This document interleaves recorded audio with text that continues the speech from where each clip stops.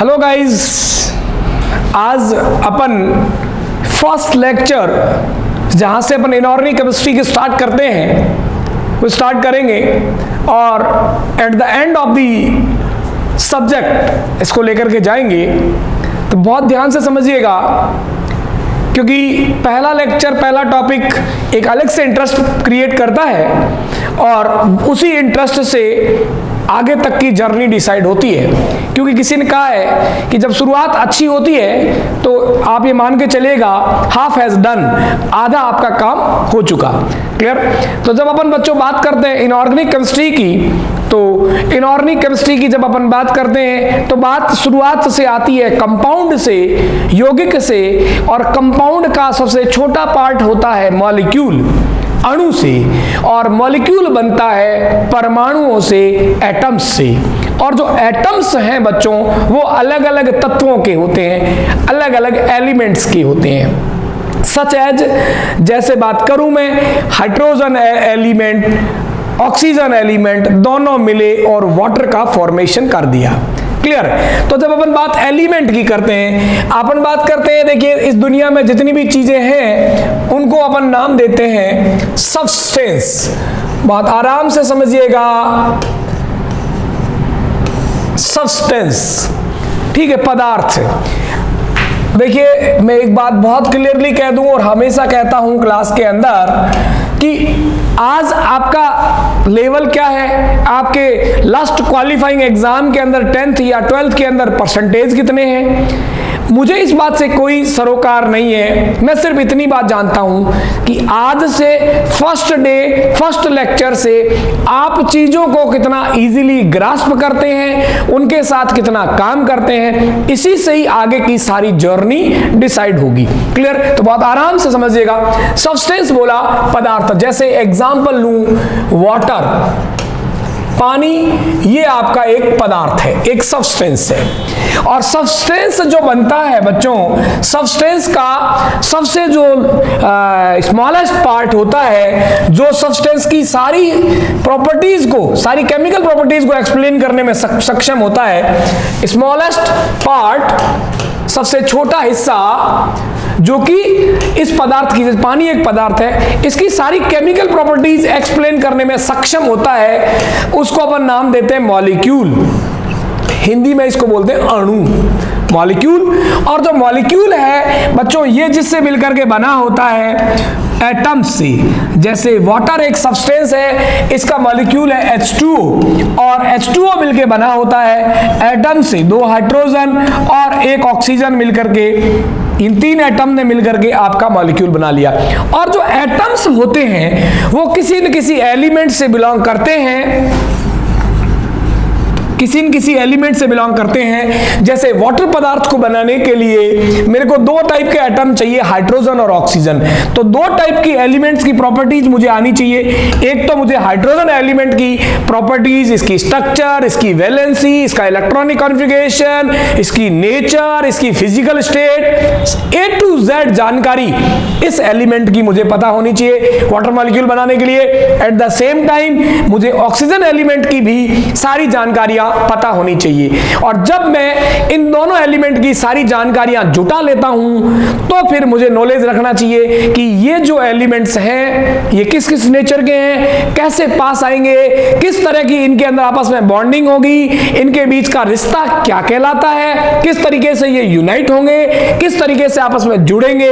इन सब बातों का ध्यान रख के पदार्थ का निर्माण हम करते हैं। लेकिन बच्चों, पदार्थ को समझने से पहले, पदार्थ की बॉन्डिंग को समझने से पहले, पदार्थ जिन चीजों से बनता है, पदार्थ का जो रॉ मटेरियल है बिल्डिंग बनाने के लिए, जिस प्रकार ईंट से पूरी बिल्डिंग की दीवार का निर्माण होता है, इसी प्रकार हमारे पास एलिमेंट्स का जो रॉ मटेरियल है वो होता है एलिमेंट्स।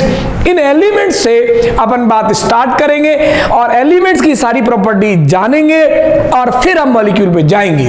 अब बच्चों, एलिमेंट्स की सारी प्रॉपर्टीज को स्टडी करते हैं जिस टॉपिक के अंदर, उसका नाम है पीरियोडिक टेबल। केमिस्ट्री का फर्स्ट टॉपिक पीरियोडिक टेबल, क्योंकि वो हमें बताता है इन एलिमेंट्स के बारे में। तो सारे एलिमेंट्स का जो स्टडी है अपन बोलेंगे स्टडी ऑफ एलिमेंट्स जो है वो हम जिस टॉपिक के अंदर करते हैं उसको बोलेंगे पीरियोडिक टेबल। अब एलिमेंट्स की स्टडी को पीरियोडिक टेबल क्यों बोला, इसके बारे में भी जरा सी चर्चा करते हैं। पीरियोडिक टेबल क्यों बोला, देखिए होता क्या है, मैंने आपको बताया कि पूरी केमिस्ट्री को जानने के लिए, सारे प्रकार के पदार्थों को जानने के लिए हमें एलिमेंट्स को जानना होता है। हुआ क्या बच्चों, जब इस चीज की शुरुआत हुई कि एलिमेंट्स को पढ़ा जाए, उस समय एलिमेंट्स की जो संख्या थी, जो मनुष्य ने साइंस का स्टडी करके पता करी थी, वो बहुत कम थी, 2, 5, 8, 10। तो शुरुआत में उनको पढ़ना बहुत आसान था, एक एक इंडिविजुअल को पढ़ लेते थे कि भाई ये एलिमेंट ऐसा है, इसकी प्रॉपर्टी ऐसी है, दूसरा ये एलिमेंट ऐसा है, इसकी प्रॉपर्टी ऐसी है। लेकिन जैसे जैसे एलिमेंट्स की संख्या बढ़ती गई तो ये काम मुश्किल होता गया। और आपको पता है कि इंसान एकमात्र ऐसा जानवर है जो हमेशा इस बात पे काम करता है कि उसकी जो दिक्कत है जब बढ़ती है तो उसका वो समाधान भी ढूंढता है। जैसे मैं एक दूसरे एग्जांपल से आपको समझाऊंगा कि जिस प्रकार एक टाइम था जब आदमी बहुत ही नॉन सोशल था, एक छोटी सी जगह पे पैदा होता था, शुरुआत में जंगल में, फिर एक छोटी सी सोसाइटी के अंदर, और वहीं अपना पूरा जीवन यापन करके मर जाता था। तो उसको इधर उधर ज्यादा ट्रेवल करने की जरूरत नहीं थी, तो यातायात के साधनों की जरूरत नहीं थी, और वो पैदल ही यात्रा कर लिया करता था। संस्कृति का विकास हुआ, संस्कृति के अंदर सामाजिकरण का उद्भव हुआ, डेवलपमेंट हुआ, और आदमी का क्राइटेरिया, आदमी का कनेक्शन बढ़ने लगा, और व्यक्ति एक पर्टिकुलर एक कम्युनिटी पर सीमित ना रहकर उसका दायरा बढ़ने लगा। तो नो डाउट उसको व्यापार के लिए, भोजन की तलाश के लिए, व्यवसाय के लिए, अलग अलग कारणों से एक स्थान से दूसरे स्थान पर जाने की आवश्यकता महसूस होने लगी। तो उसको पैदल चलने में दिक्कतें हुई, आदमी ने अपनी खोपड़ी घुमाई और यातायात के साधनों का आविष्कार करना स्टार्ट किया। शुरुआत में बैलगाड़ी, ठीक है, जो थोड़ी सी स्पीड से चलती थी, उसे महसूस हुआ कि इसमें समय ज्यादा लग रहा है। फिर इस तरीके से विकास होता होता बैलगाड़ी से चील गाड़ी तक की, मतलब हवाई जहाज तक की पूरी डेवलपमेंट की यात्रा आदमी ने निर्धारित करी। पर्पस एक था, क्या, आवश्यकता को पूर्त करने के लिए या जो कठिनाई है उसको दूर करने के लिए। Necessity is the mother of invention, इसी बात की प्रेरणा से बना हुआ एक कथन है। इसी प्रकार क्या हुआ कि जब एलिमेंट्स की संख्या बढ़ती गई और इतने सारे एलिमेंट्स को इंडिविजुअली पढ़ना नहीं संभव था। आज के परिप्रेक्ष्य में अगर मैं बात करूं कि हमारे पूर्वज इस बात पर अगर अध्ययन नहीं करते तो आज की तारीख में IUPAC, जो कि केमिस्ट्री के लिए काम करने वाला एक इंटरनेशनल ग्लोबल प्लेटफॉर्म है, international union for pure and applied chemistry, ने अगर काम नहीं किया होता तो आज की तारीख में IUPAC में 112 एलिमेंट रजिस्टर्ड है। हमें 112 चैप्टर पहले पढ़ने पड़ते और फिर केमिस्ट्री का दूसरा चैप्टर स्टार्ट होता। तो मेरे हिसाब से हमारी 2-3 क्लास तो सिर्फ एलिमेंट्स को पढ़ने में लग जाती। 2-3 क्लास मतलब 11वीं 12वीं या एक क्लास और तक तो सिर्फ हम एलिमेंट्स को पढ़ते, फिर केमिस्ट्री के बारे में जान पाते, और ये एक बहुत ही मुश्किल टास्क हो जाती है। इस काम को आसान करने के लिए क्या किया गया, ह्यूमन बीइंग ने धीरे धीरे एलिमेंट्स को क्लासिफाई, वर्गीकरण करना स्टार्ट किया।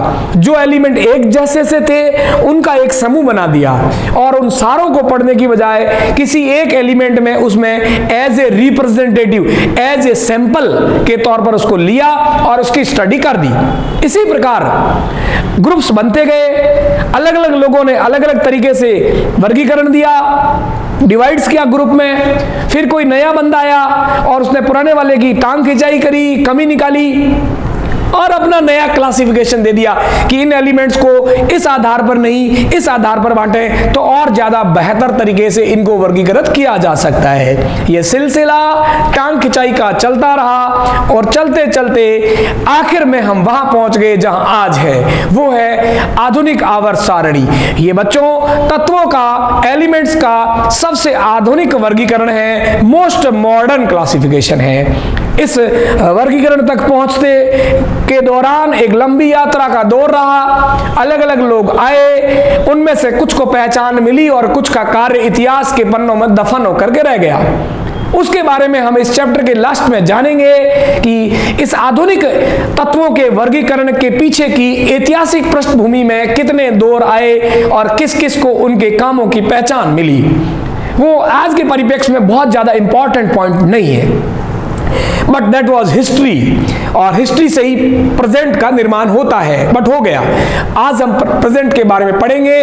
पीरियोडिक टेबल का मतलब है आज तक सारे जितने ज्ञात एलिमेंट है और आगे भी जो डिस्कवर होंगे उन सबको एक टेबल की फॉर्म में अरेंज कर दिया गया, और उस टेबल की स्टडी करने से आज तक के ज्ञात 112 एलिमेंट्स और फ्यूचर में डिस्कवर होने वाले एलिमेंट्स की भी तकरीबन लोकेशंस को प्रोड्यूस कर दिया गया।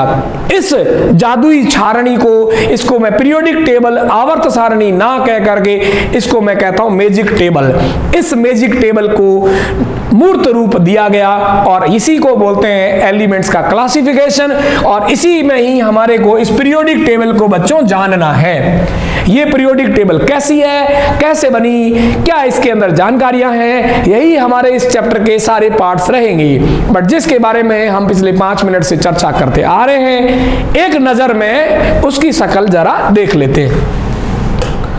यह है आपका मॉडर्न पीरियोडिक टेबल। ठीक है, इसके अंदर बहुत सारी जानकारियां हैं, ये सीधी आपके ऊपर नहीं थोपूंगा, इस पर हम आएंगे, बट मेरा मकसद सिर्फ यह है कि इस यूनिट में जितने आपके पास एलिमेंट्स यहां पर आपको नजर आ रहे हैं, ये 118 एलिमेंट्स दिए गए हैं, लेकिन बच्चों अभी तक 112 एलिमेंट्स तक ही पीरियोडिक टेबल को रिकॉग्नाइजेशन मिला है। ये एलिमेंट्स को अभी तक IUPAC ने एक्सेप्ट नहीं किया है, जिस दिन एक्सेप्ट कर लेंगे इनको भी अपन पीरियोडिक टेबल में शामिल कर लेंगे। Clear guys? तो ये पूरी पीरियोडिक टेबल क्या है, इसके कौन से हिस्से में क्या चीज है, किस एलिमेंट्स को कैसे स्टडी कर सकते हैं, इस पूरे ब्रह्मांड का निर्माण इन 112 एलिमेंट से मिलकर के हुआ है।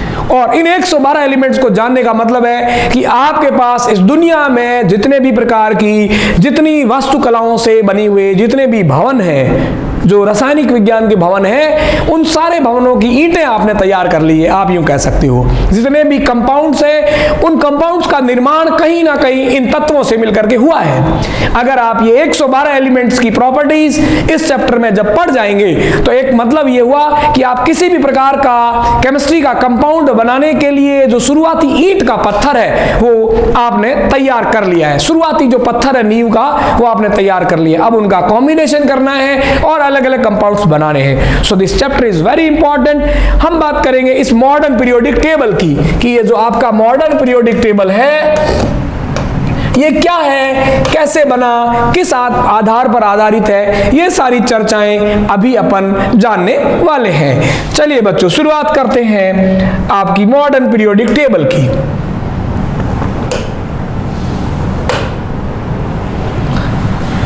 तो अपन पीरियोडिक टेबल की बात करते हैं बच्चों। मोस्ट मॉडर्न जो एलिमेंट्स का क्लासिफिकेशन है इसको अपन बोलते हैं मॉडर्न पीरियोडिक टेबल, आधुनिक आवर्त सारणी,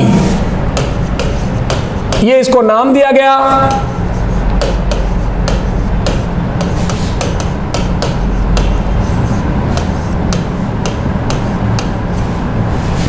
मॉडर्न पीरियोडिक टेबल। क्लियर? अब ये जो मॉडर्न पीरियोडिक टेबल है जिसके अंदर आज तक के 112 एलिमेंट रजिस्टर्ड है, इसको जानने से पहले हमें यह जानना पड़ेगा कि ये जो मॉडर्न पीरियोडिक टेबल है ये बेस्ड किस पर है, ये किस चीज से बनी है। ये बेस्ड है इलेक्ट्रॉनिक कॉन्फ़िगरेशन पर।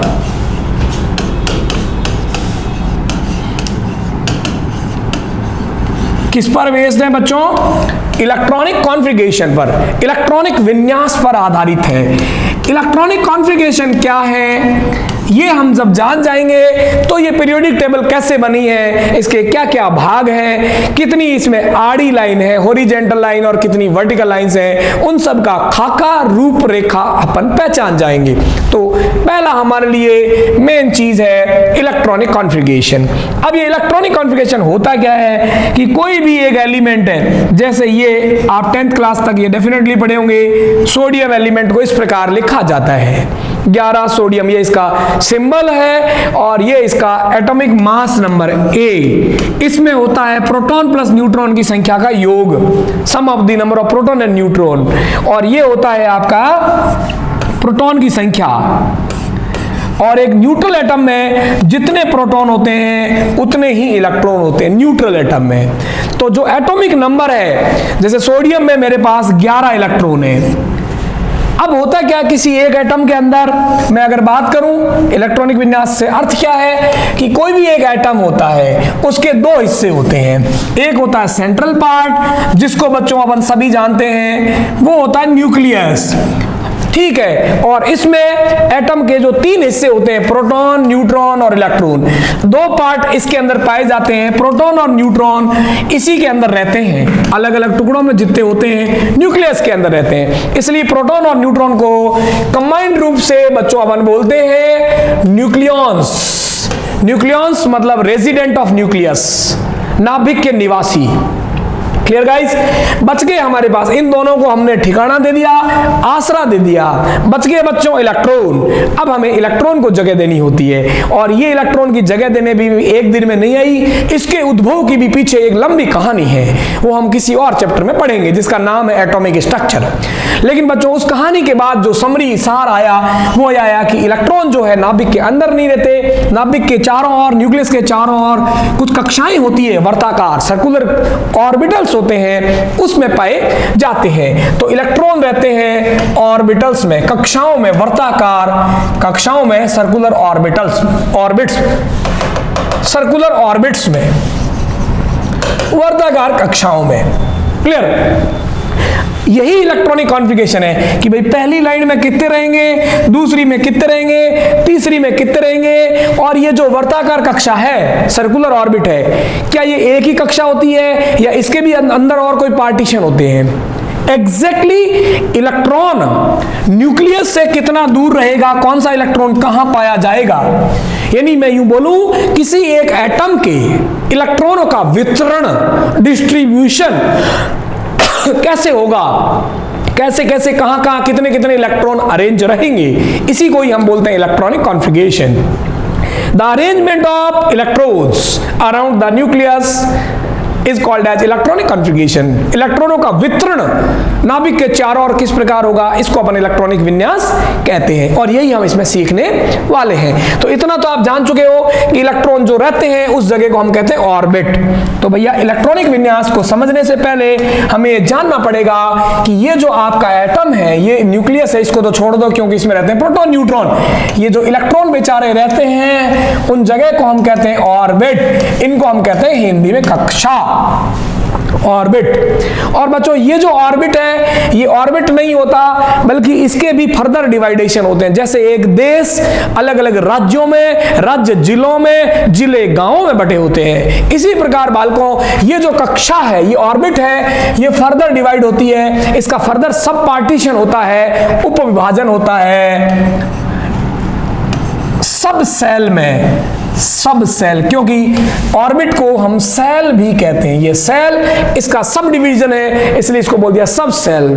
Chief minister, deputy chief minister, राष्ट्रपति, उपराष्ट्रपति, उसका फर्दर डिवीजन है ना, तो इसको नाम दे दिया सब सेल। और बच्चों सब सेल जो है वो भी फर्दर डिवाइड होते हैं, इसका फर्दर डिवाइडेशन कहलाता है ऑर्बिटल। इसका फर्दर डिवाइडेशन क्या कहलाता है बच्चों? ऑर्बिटल कहलाता है, कक्षक कहलाता है। ठीक है, इसको हम बोलते हैं उपकोश, क्योंकि इसको कक्षा या बोलते हैं कोश, तो इसको बोल दिया उपकोश, इसको बोल दिया कक्षक। कोई शक? इस तरीके से ये जो इसके चारों ओर वर्ताकार कक्षाएं होती है, इसमें 3 हिस्से होते हैं। पहले बोलेंगे मोटा मोटा कैटेगरी सेल, वो डिवाइड होता है सब सेल में, और सब सेल डिवाइड होता है ऑर्बिटल्स में। है ना, और ऑर्बिटल्स में फाइनली इलेक्ट्रॉन्स रहते हैं। तो ऑर्बिटल्स को कहते हैं इलेक्ट्रॉन का घर, इलेक्ट्रॉन की क्लोज अप्रोक्सीमिटी कि इलेक्ट्रॉन के पाए जाने की सबसे फाइनेस्ट लोकेशन, सबसे एक्यूरेट लोकेशन क्या है, उसको अपन बोलते हैं ऑर्बिटल। ऑर्बिटल की डेफिनेशन भी यही होती है कि न्यूक्लियस के चारों ओर वो लोकेशन, वो जगह जहां इलेक्ट्रॉन के मिलने की probability of finding of electron is maximum. It's called as orbital. तो ऑर्बिटल वो जगह होती है जहां इलेक्ट्रॉन के मिलने की पॉसिबिलिटीज गाइस सबसे ज्यादा होती है, उसको अपन नाम देते हैं ऑर्बिटल्स। Clear guys? चलिए, तो ये इलेक्ट्रॉन जो रहता है उसके बारे में हमने चर्चा करी।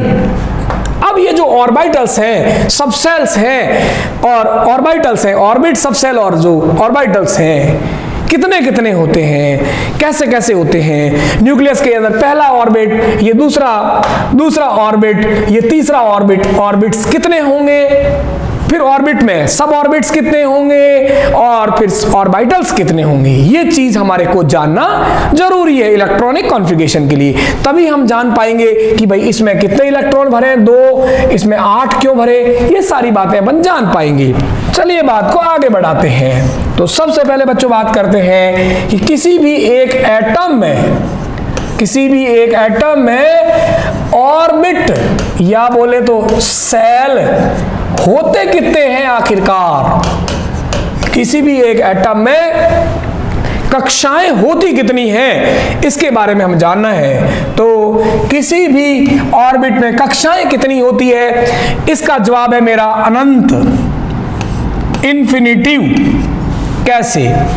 क्योंकि कक्षा को रिप्रेजेंट करते हैं n से, और इसका होता है जितने भी इंटीजर नंबर है 1, 2, 3, 4, 5, 6, 7 और संख्या आपको पता अनंत हो सकती है।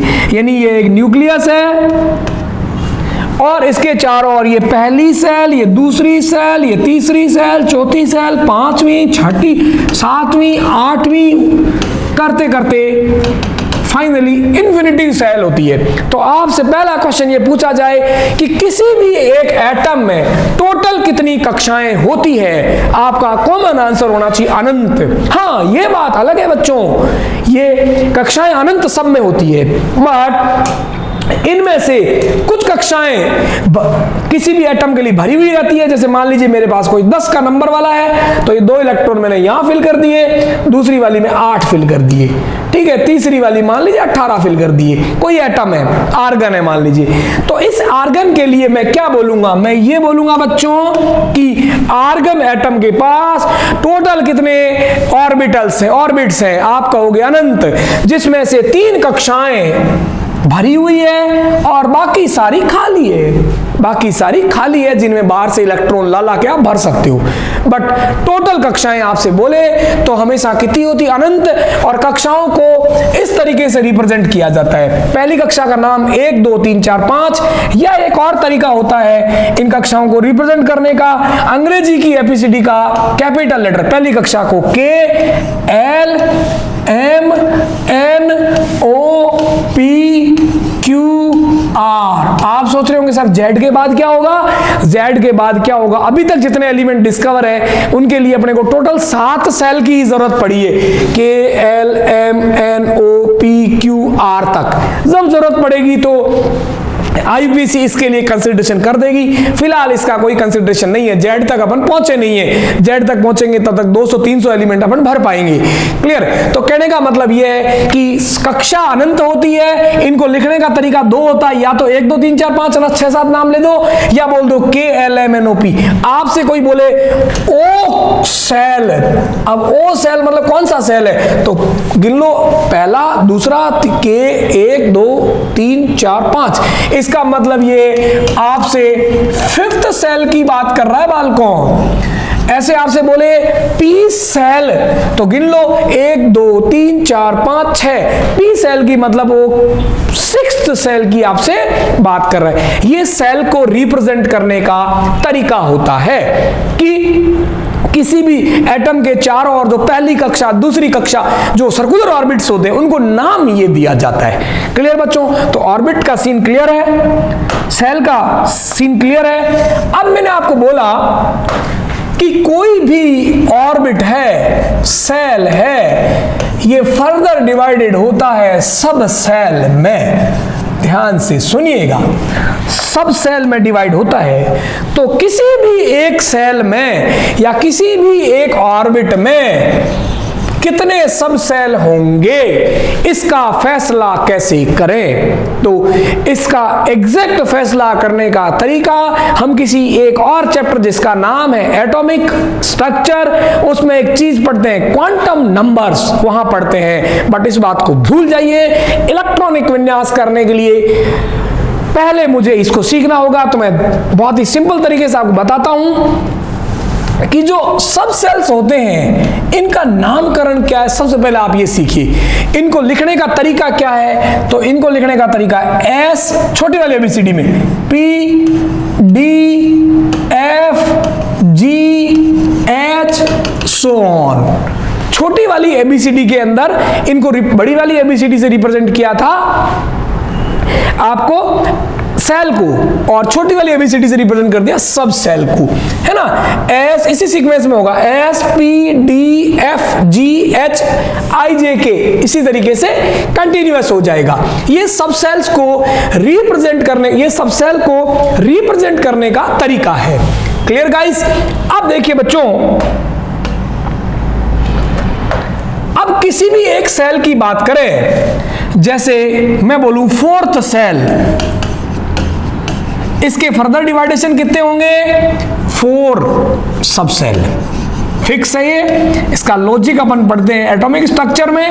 अभी सिर्फ आप ये समझिएगा कि जौन से नंबर की सेल है उसमें उतने ही फर्दर डिवाइडेशन है। मेरे कहने का मतलब जैसे ये कोई एक एटम, इसमें पहली सेल, दूसरी सेल, तीसरी सेल, चौथी सेल, ये वाली सेल है। तो इस सेल में कितने पार्टीशन होंगे? टोटल 4 पार्टीशन होंगे, एस पी डी एफ, इसी सीक्वेंस में 4 पार्टीशन हो जाएंगे। इन चारों पार्टीशन को मिला के बन जाएगी fourth cell.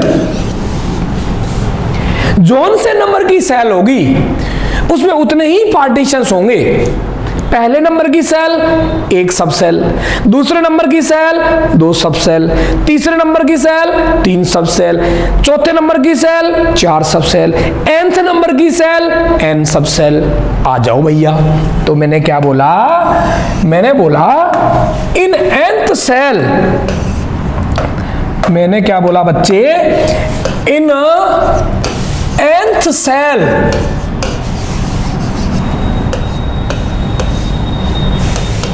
Number of sub cell,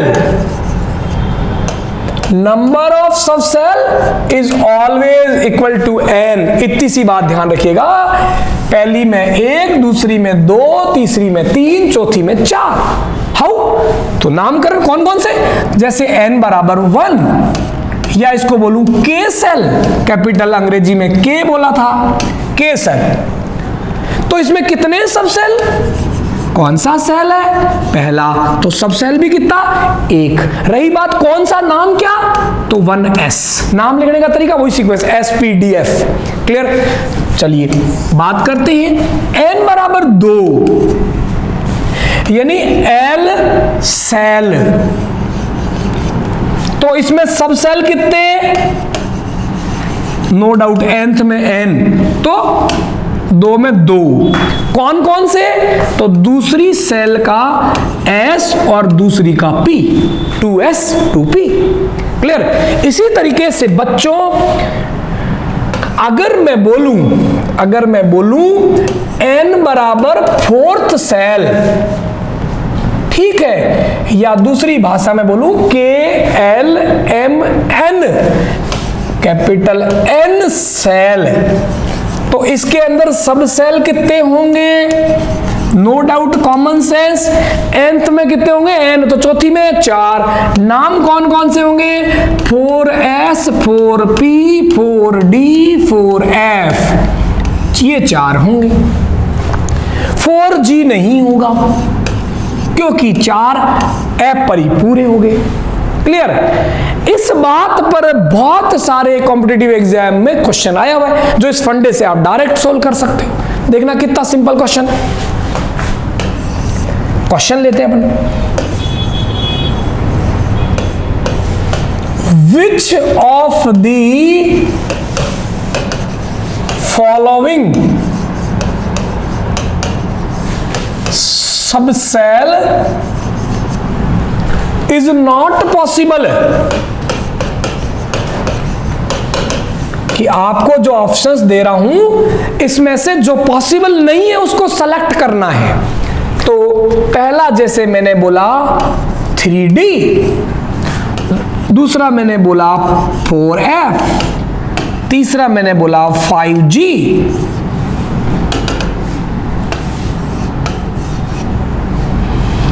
चौथा ऑप्शन मैंने बोला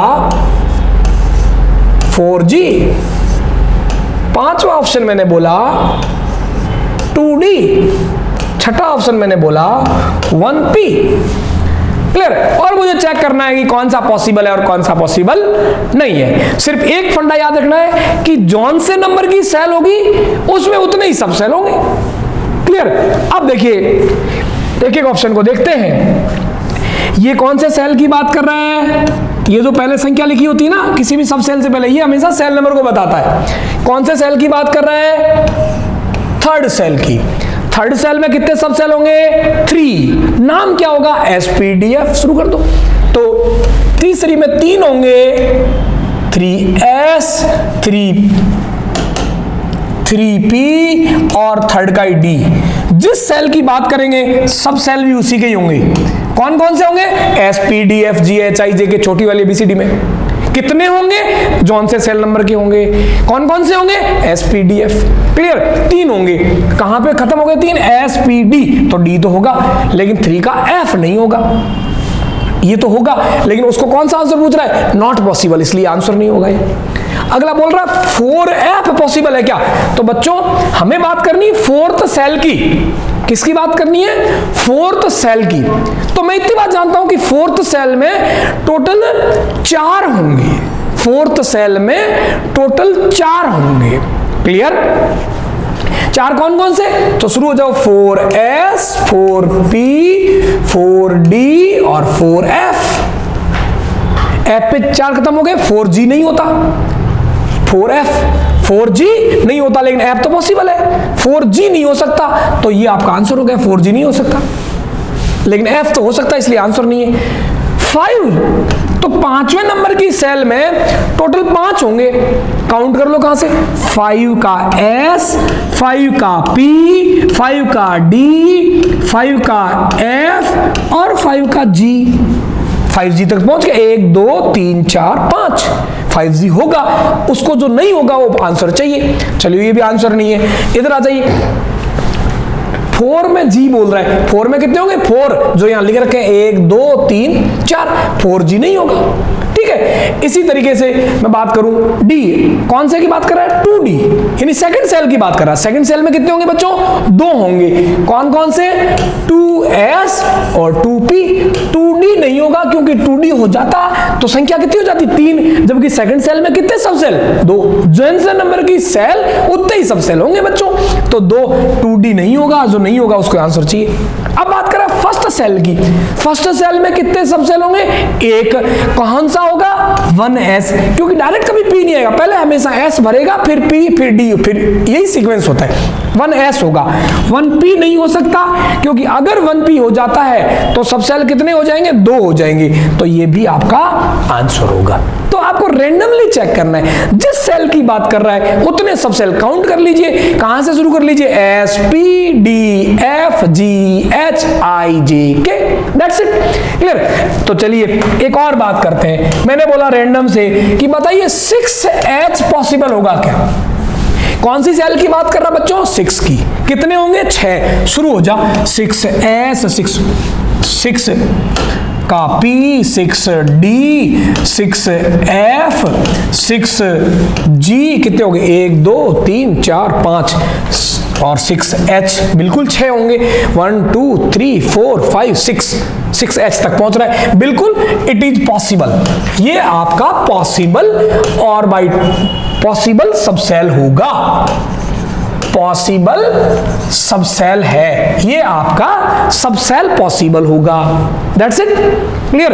तो इस तरीके से हमने क्या जाना कि किसी भी एक ऑर्बिट में सब ऑर्बिट्स कितने होंगे या सब सेल्स कितने होंगे, ये बच्चों बहुत इजीली अपन जान चुके हैं। किसी एक सेल में सब सेल कितने होंगे बहुत इजीली बता सकते हैं। ओके, अब मुद्दा क्या आ जाता है कि किसी एक सब सेल में ऑर्बिटल कितने होंगे, उसकी बात कर लेते हैं। किसकी बात करनी बच्चों?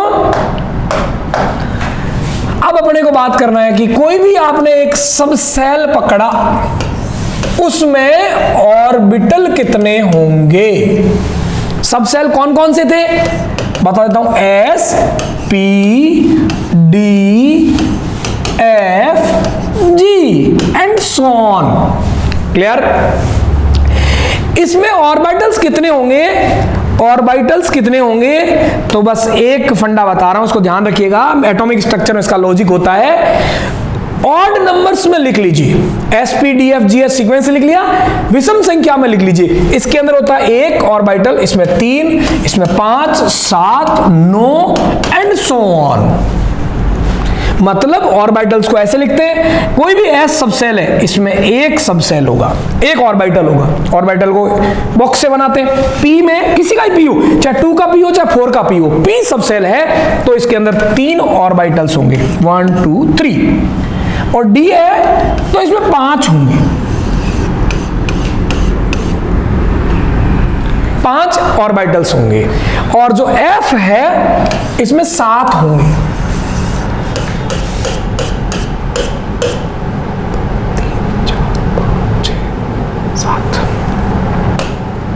7 होंगे। क्लियर? Clear guys? तो विषम संख्या में होंगे। अब बात आ गई ऑर्बिटल्स में कौन रहते हैं, इलेक्ट्रॉन। क्या बोला, फाइनल स्टेज पे आ गए। सबसे बड़ी सेल, सेल में सब सेल कितने, जॉनसन नंबर की सब सेल है। सब सेल के अंदर फर्दर ऑर्बिटल्स, ऑर्बिटल्स में आते हैं इलेक्ट्रॉन। इलेक्ट्रॉन्स हमेशा हर ऑर्बिटल में 2 आते हैं, यहां 2 इलेक्ट्रॉन, इसमें भी 2, एक क्लॉकवाइज एक एंटी क्लॉकवाइज, इतना सब जानते होंगे। 2 इलेक्ट्रॉन आते हैं, तो 2 इलेक्ट्रॉन आगे, एक में एस में इलेक्ट्रॉन आगे 2, पी में कितने 2 2 2, तो पी सब सेल में बात करूं 6 इलेक्ट्रॉन। अगर पी ऑर्बिटल में बोले तो ऑर्बिटल चाहे पी का हो, चाहे एस का हो, चाहे डी का हो, इस क्वेश्चन पर अभी आऊंगा, तो आपके 2 इलेक्ट्रॉन हो जाएंगे। लेकिन पी पूरे सब सेल की बोले तो एक पी सब सेल में कितने ऑर्बिटल्स, 3, तो 2 इसमें 2 इसमें, कितने हो गए 6 इलेक्ट्रॉन। डी में कितने 2 2 2 2, कितने हो गए 10। एफ में कितने 7 है तो 7 एक में 2 2 आएंगे 14। इस तरीके से हमें ये मैक्सिमम इलेक्ट्रॉन पता चल गए। क्या पता चला कि एस किसी का ही हो मैक्सिमम 2 इलेक्ट्रॉन आएंगे, पी कितना ही हो सब सेल, ये सब सेल की बात कर रहा हूं बच्चों, सब सेल। डी सब सेल हो तो मैक्सिमम 10 आएंगे, एफ सब सेल हो तो मैक्सिमम 14 आएंगे। लेकिन बच्चों अगर कई बार क्वेश्चन मजे ले लेता है, ऑर्बिटल बोल देता है कि S orbital, P orbital, D orbital और एफ ऑर्बिटल है, तो ऑर्बिटल किसी का ही हो हमेशा 2 ही इलेक्ट्रॉन आएंगे। ऑर्बिटल का मतलब जैसे डी है, ये तो क्या है पूरा, ये तो है, ये पूरा तो है डी सब सेल, और डी सब सेल में कितने आएंगे 2 2 2 करके, तो डी सब सेल में आगे 10 इलेक्ट्रॉन। लेकिन जैसे ही बोलता है डी ऑर्बिटल तो इसका कोई भी एक बॉक्स, और एक बॉक्स में कितने इलेक्ट्रॉन आते हैं 2 आते हैं, चाहे एस का एक बॉक्स हो, चाहे पी का एक बॉक्स हो, चाहे डी का हो। तो जैसे ही ऑर्बिटल बोले, ये एग्जाम है क्वेश्चन, बच्चे सिली मिस्टेक में ये याद रहते हैं बच्चों को, मैक्सिमम के एस में 2 आते हैं, पी में 6 आते हैं, एस में 2 आते हैं, पी में 6 आते हैं, पी में 6 आते हैं, पी क्या, पी सब सेल में 6 आते हैं। लेकिन जैसे पी ऑर्बिटल बोल दे, चाहे पी का बोले, चाहे एस का बोले, चाहे डी का बोले, ऑर्बिटल मतलब सिंगल डब्बा, सिंगल डब्बा किसी का हिस्सा हो, इसमें हमेशा 2 इलेक्ट्रॉन आते हैं। तो जैसे ही आपको बोला डी ऑर्बिटल, ऑर्बिटल बोला मतलब सिंगल डब्बे की बात कर रहा है, तो इलेक्ट्रॉन कितने आ जाएंगे, इलेक्ट्रॉन आ जाएंगे 2। तो ध्यान रखिएगा, ये तो सब सेल के अंदर भरे जाने वाले मैक्सिमम इलेक्ट्रॉन है। और इसका सिंगल डब्बे की बात करें तो सिंगल डब्बा किसी का ही हो, चाहे एस का हो, चाहे पी का हो, चाहे डी का हो, चाहे एफ का हो, चाहे जी का हो, चाहे एच का हो, सिंगल डब्बे में यानी ऑर्बिटल में हमेशा 2 इलेक्ट्रॉन भरे जाएंगे। इस तरीके से हम ये पता कर सकते हैं कि किसी एक सेल में कितने इलेक्ट्रॉन भरे जा सकते हैं। क्लियर? जैसे चेक करें, देखिए अभी क्या पहुंचे अपन। जैसे मेरे को पता चलना है कि मैं बात करता हूं भाई थर्ड सेल की, इसमें अधिकतम कितने इलेक्ट्रॉन भर सकते हैं, मैक्सिमम इलेक्ट्रॉन कितने फिल कर सकते हैं। कोई बात नहीं, किसकी बात कर रहा? सेल की। तो किसी एक सेल में क्या होते हैं? सब सेल। कौन सा सेल है? थर्ड। तो सब सेल कितने होंगे? 3। कौन कौन से होंगे? तो 3 का नाम देने का बताया था तरीका, 3s, 3p और 3d। क्या है ये 3? क्या है? सब सेल्स हैं। एस सब सेल में कितने आते हैं? 2। पी किसी का ही हो कितने आते हैं? 6। डी किसी का ही हो कितने आते हैं? 10 सब सेल्स में। तो टोटल इलेक्ट्रॉन कितने हो गए थर्ड सेल में मैक्सिमम भरे जा सकते हैं? 10 और 6 16 और 2 18 इलेक्ट्रॉन। इसका मतलब पूरी थर्ड सेल में 18 इलेक्ट्रॉन भर सकते हो। क्लियर? इसी प्रकार अगर मैं बात करूं बच्चों, अगर मुझे बोले कि भाई फोर्थ सेल में बता, तो मैं सेल से नहीं, मुझे पता फोर्थ सेल में 4 सब सेल होगी। कौन कौन सी होगी? नाम हम जानते हैं, 4 का S, 4 का P, 4 का D और 4 का F। ये क्या है? ये क्या ऑर्बिटल नहीं है, क्या है? सब सेल। और सब सेल में कितने इलेक्ट्रॉन आते हैं? S में 2, P में 6, D में 10 और F में 14। कैसे आते हैं आपको बताया था। तो टोटल कितने हो गए? काउंट कर लो भैया, कितने हो गए? 18 और 14 आपके हो गए 32 इलेक्ट्रॉन, जो कि फोर्थ सेल में मैक्सिमम भर सकते हैं। आपसे बोले भाई सेकंड सेल में मैक्सिमम कितने भर सकते हैं? सेकंड सेल अभी बता देते हैं सर। सेकंड सेल तो इसमें आएंगे 2 सब सेल। नाम कौन से होंगे? नाम होते हैं एस और पी। एस किसी का ही हो 2, पी किसी का ही हो 6। तो बोलो बच्चों कितने इलेक्ट्रॉन आ गए? 8 इलेक्ट्रॉन। इस तरीके से बच्चों अभी तक अपन ने क्या जाना, मेरी बात वापस समरी करते हैं कि ये कोई एक एटम, सेंटर में है न्यूक्लियस। न्यूक्लियस में रहते हैं प्रोटॉन प्लस न्यूट्रॉन, इसके चारों ओर रहते हैं इलेक्ट्रॉन, और इन जगहों को कहते हैं सेल। फर्दर डिवाइड होता है सब सेल में, और सब सेल डिवाइड होता है ऑर्बिटल में। अब इसमें कितने होंगे सब सेल, और सब सेल में कितने होंगे ऑर्बिटल्स, ये अपन ने जाना। किसी भी सेल में सब सेल उतने ही होंगे जौन से नंबर की सेल होगा। सेल को लिखने का तरीका 1 2 3 4 5 6 7 8, या अंग्रेजी में कैपिटल लेटर में KLMNOPQRST। सब सेल को लिखने का तरीका छोटी वाली ABCD SPDFGHIJK। क्लियर? और ऑर्बिटल्स ऑर्डर नंबर में लिख दीजिए, S में 1, P में 3, D में 5, F में 7, G में 9। इसी तरीके से चलता रहेगा। इस तरीके से मैक्सिमम किसमें कितने इलेक्ट्रॉन भरे जा सकते हैं, अभी इसका सिर्फ एक बेसिक आइडिया अपन ने देखा।